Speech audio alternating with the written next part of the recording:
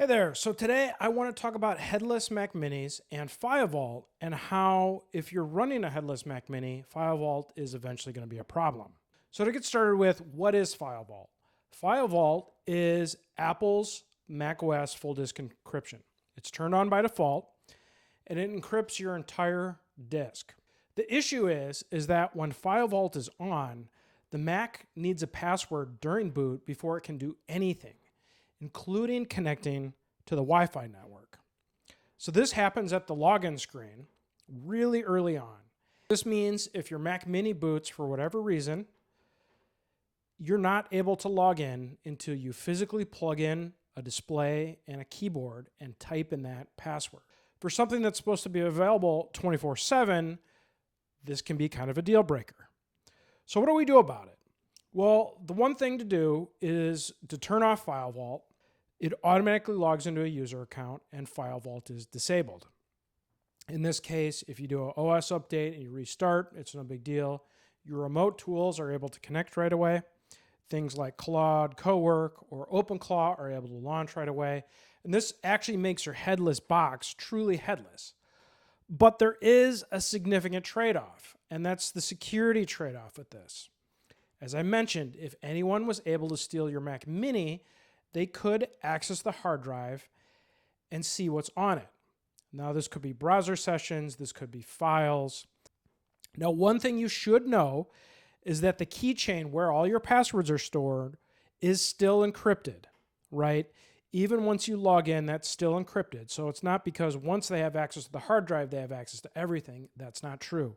Still, by turning off FileVault, this does decrease the security protections on your Mac.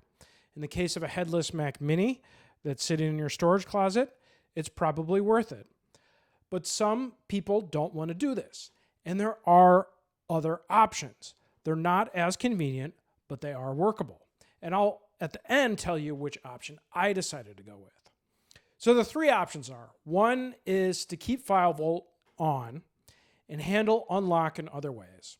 So there's a few things you can do. There's a terminal command you can run that what it does is it unlocks the disk so that on next boot, you don't have to type in the password. And it works for one reboot only.